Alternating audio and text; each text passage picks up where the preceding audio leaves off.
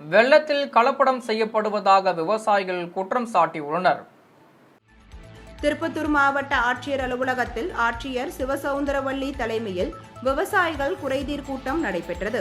இதில் கலந்து கொண்ட விவசாயிகள் வெள்ளத்தில் கலப்படம் செய்யப்படுவதாக கூறி வெள்ளத்தை மாவட்ட ஆட்சியர் முன்பு உடைத்து காட்டினர்.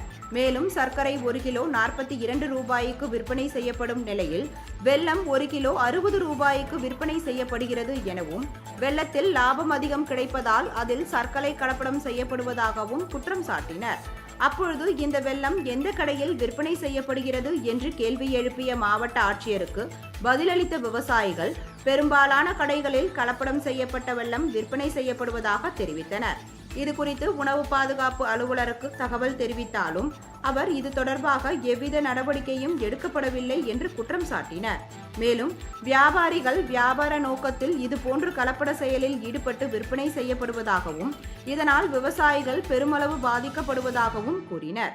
மேலும் தங்கள் பகுதியில் அரசு அல்லது கூட்டுறவுத்துறை சார்பில் சர்க்கரை ஆலை அமைத்து தரக்கோரி இதுவரை 5 மாவட்ட ஆட்சியரிடம் கோரிக்கை வைத்தும் எவ்வித நடவடிக்கையும் எடுக்கப்படவில்லை என விவசாயிகள் வேதனை தெரிவித்தனர்.